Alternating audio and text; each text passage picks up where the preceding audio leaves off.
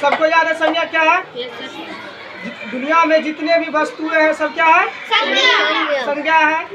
चाहे एनिमल हो, जानवर हो, पशु हो, पक्षी हो, जितने भी हैं, व्यक्ति, सब क्या है? जितने भी वस्तु है, कॉपी, किताब, पंखा, सब क्या है? संज्ञा है। अब हम जानेंगे संज्ञा के भेद। संज्ञा के भेद। तो संज्ञा के कितने भेद हैं? 5 भेद है। संज्ञा के कितने भेद है? 5 भेद है। ठीक है। और इस चैप्टर में हम बताएंगे संज्ञा के कितने भेद हैं और कौन कौन से हैं और उसका क्या होता है, लक्षण क्या होता है, कैसे पता कर सकते हैं कि ये वो संज्ञा है। ठीक है। तो ध्यान से देखोगे सब। देखो, सबसे पहले हम स्टार्ट करते हैं व्यक्तिवाचक संज्ञा। क्या होता है? व्यक्तिवाचक संज्ञा। देखो, वे संज्ञा जिसे किसी खास व्यक्ति का बोध होता हो वो व्यक्तिवाचक संज्ञा कहलाता है।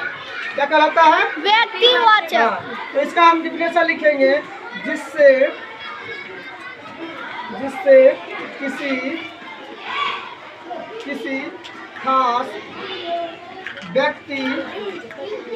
किसी खास व्यक्ति, वस्तु या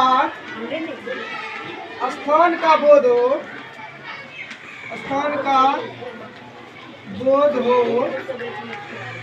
वे क्या कहलाएंगे? बोध हो, वे व्यक्तिवाचक संज्ञा कहलाएंगे। वे क्या कहलाएंगे? व्यक्तिवाचक संज्ञा कहलाएंगे। हाँ, कहलाएंगे। कोई दिक्कत? No sir. हाँ, जैसे हुआ इसमें होता है, जैसे किसी व्यक्ति का खास नाम, जैसे राम हुआ ना? Yes sir. व्यक्ति का नाम हुआ, राम हो गया, मोती हो गया, यस सर। पटना हो गया, सर। है ना? स्थान का नाम पटना हो गया। किसी वस्तु का नाम कुर्सी हो गया, कुर्सी में होता है। ये सब क्या हुआ? व्यक्तिवाचक संज्ञा में आता है। किसमें आता है? व्यक्तिवाचक हाँ। संज्ञा। कोई दिक्कत यहाँ तक? No sir. हाँ, यानी कि किसी खास व्यक्ति का बोध होता है या खास स्थान का बोध होता है या खास जानवर का बोध होता है, उसे क्या बोलते हैं हम? अब समझ में आ गया? अब इसके बाद हम दूसरा स्टार्ट करेंगे। इरेज कर दे इसको। Yes sir.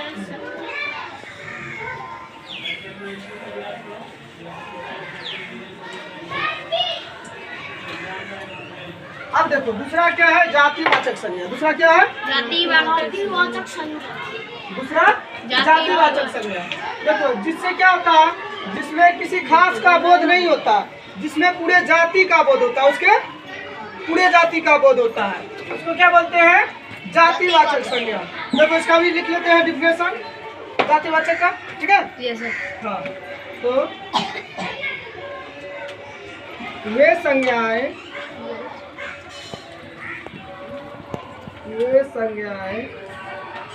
जिससे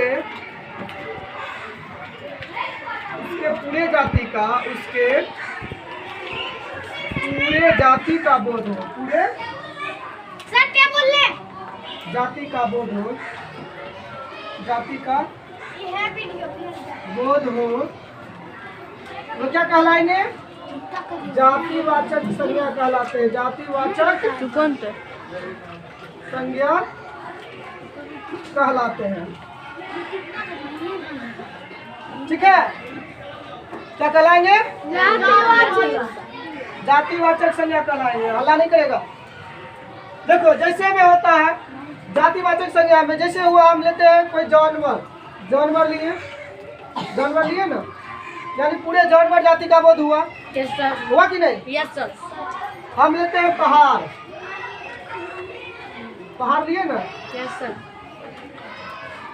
पहाड़ लिए, पहाड़ में क्या आ गया? पूरा पहाड़ आ गया। ऐसा नहीं है कि हम माउंट एवरेस्ट का बात कर रहे हैं या नीलगिरी पहाड़ी का बात कर रहे हैं, यानी इसमें क्या आता है? पूरे पहाड़ जाति का बोध हो गया। Yes sir. ठीक है। अब इसमें हम लिख देते हैं छात्र। पूरा छात्र लिख दिए तो पूरा छात्र जाति का बोध हो गया। इसमें ये नहीं बताया है कि ये मेडिकल का छात्र है या ये इसका छात्र है। ठीक है। अब इसमें हम लिख देते हैं डॉक्टर।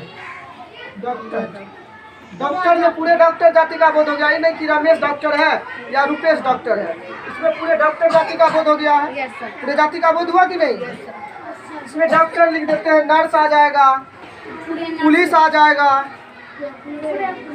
पोस्टमैन आ जाएगा, जिसको हम लोग डाकिया बोलते हैं, वो आ जाएगा। यानी कि जिससे उसके पूरे जाति का बोध होता हो वो जातिवाचक संज्ञा कहलाता है। वह क्या कहलाता है? हाँ, ठीक है, कोई दिक्कत? हाँ, इसमें जानवर, पहाड़, छात्र, डॉक्टर या क्या होते हैं, शहर बोल देते हैं। शहर में किसी शहर का नाम लिए हम? नहीं लिए, सिर्फ शहर बोल दिए। यानी पूरे शहर का, दिल्ली शहर हो सकता है, पटना भी हो सकता है, क्या मुंबई भी हो सकता है, शहर का नाम लिए हैं। हाँ, बहुत सा शहर है, यानी पूरे शहर जाति का बोध कर दिए। नदी लिख देते हैं, यानी कि पूरे नदी जाति का बोध हो गया। अगर हम इसमें लिख देते हैं, गंगा लिख देते हैं, तो क्या आ जाता है? व्यक्तिवाचक संज्ञा में। यानी किसी नदी का नाम ले लिए तो क्या हो गया? खास हो गया, तो व्यक्तिवाचक। और पूरे जाति का बोध हो गया तो जातिवाचक। ठीक है, ये भी समझ गए हम, कोई दिक्कत? ठीक है, इरेज कर देते हैं।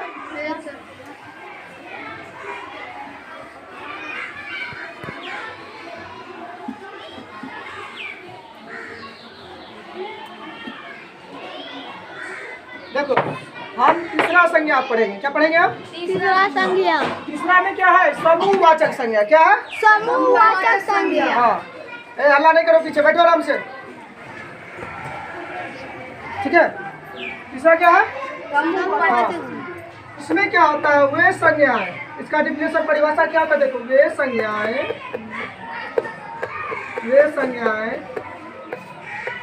जिससे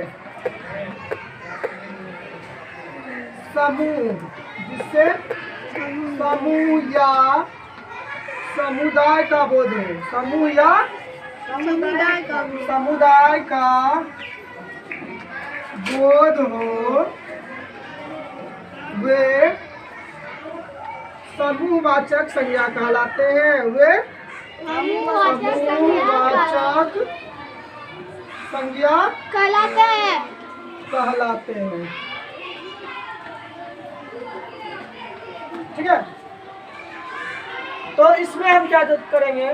समूहवाचक, यानी पूरे समूह का बोध होता है। इसमें क्या होता है? हाँ, जैसे हम कोई भी पार्टी करते हैं ना, हाँ, पार्टी जो करते हैं तो उसमें एक आदमी रहता है, बहुत सारा रहता है। जैसे कोई दल हुआ, दल जैसे होता है ना, हम लोग के जगह पे बहुत सारे दल होते हैं। जैसे बीजेपी का दल, हाँ, नरेंद्र मोदी का है ना बीजेपी पार्टी, उस पार्टी में बहुत सारे होते हैं, नेता होते हैं ना। उसी प्रकार आरजेडी का लालू यादव वाला जो है, इसमें भी बहुत सारे दल होते हैं, होते हैं कि नहीं? हाँ, तो उसी प्रकार दल हो गया। अब ले लेते हैं समूह में, जैसे हुआ भैंस का झुंड, भैंस जा रहा है, उसका झुंड जा रहा है, वो भी क्या होगा? एक समूहवाचक हो गया। जैसे हम लोग का क्लासरूम है ना, कक्षा, जिसको हम लोग बोलते हैं कक्षा बोलते हैं ना। हाँ, ये भी क्या है? समूहवाचक हुआ। इसमें भी बहुत सारे बच्चे होते हैं। हाँ, जैसे अंगूर का गुच्छा, अंगूर का गुच्छा, अंगूर के गुच्छे में कितने अंगूर होते रे? बहुत सारे होते हैं। तो वो भी क्या है? समूह है अंगूर का। हमारे देश का सेना, हमारे देश का सेना, आर्मी, जिसको आर्मी बोलते हैं, इसमें भी एक सैनिक होता है। बहुत सारा सैनिक होता है। इसको भी हम क्या बोलेंगे? समूहवाचक। क्या बोलेंगे? समूहवाचक। हाँ, ठीक है। तो अगर कोई पूछेगा समूहवाचक में कौन कौन से आएंगे तो बता दोगे?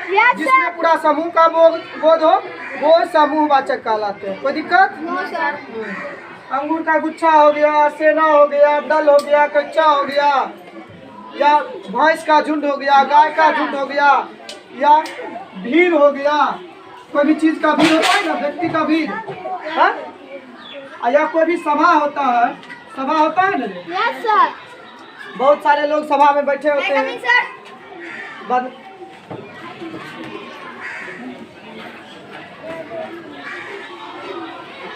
इसमें तो किए हुए हैं ना।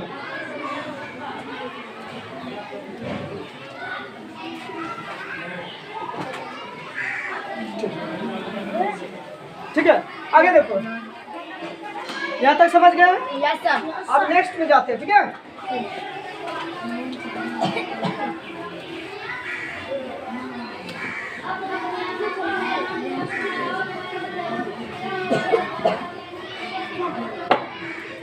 अब तीनों हो गया है, ये भी हो गया, ये भी हो गया और ये भी हो गया। अब कौन सा बचा है? चौथा भाववाचक। भाववाचक संज्ञा। भाववाचक संज्ञा में क्या होता है? वे संज्ञाएं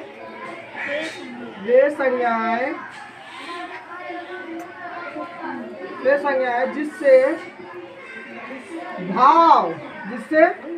भाव या भावनाएं का बोध हो,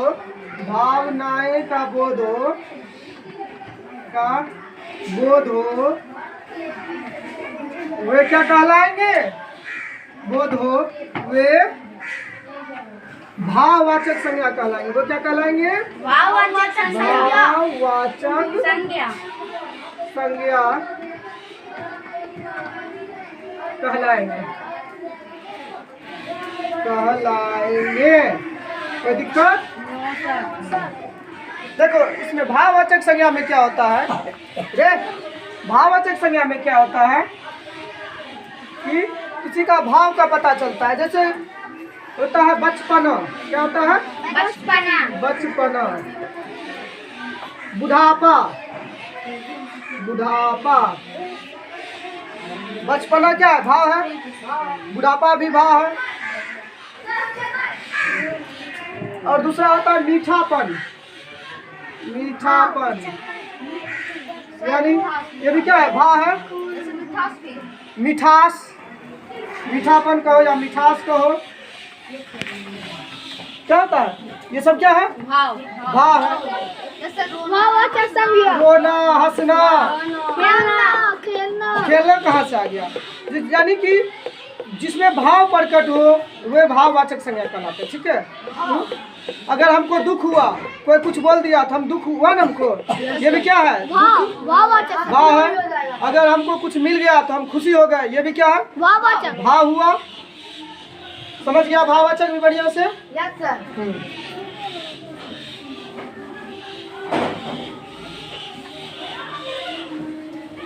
अब है पांचवा और लास्ट। अब पांचवा और लास्ट।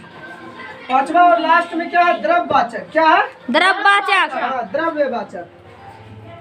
क्या है? द्रव्यवाचक। देखो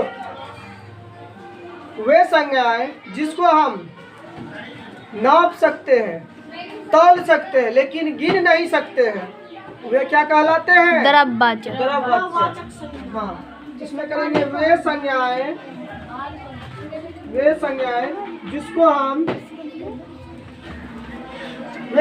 जिसको हम नाप सकते हैं, नाप और तौल सकते हैं,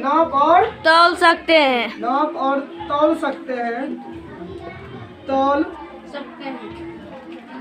सकते हैं, लेकिन गिन नहीं सकते,